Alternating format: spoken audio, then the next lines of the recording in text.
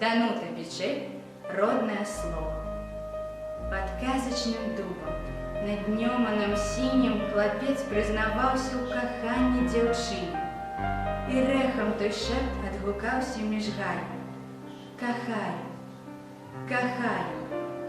Я чула пяшчотнае, шчырасці поўнае, маё, беларускае, роднае, кроўнае, такое раптоўнае, такое чароўнае, такое ласкавае, цёплае, чыстае, як сонца агністае, як нёман празрыстае, як казка, быліна, як песня, жаданая, дагэтуль зусім у жыцці неспазнанае, вясновае слова ад шчырага сэрца. Яно празвінела над хвалямі ў рэчцы, вятрыска шаптаў яго з лісцем між гаем. Кахаю, кахаю.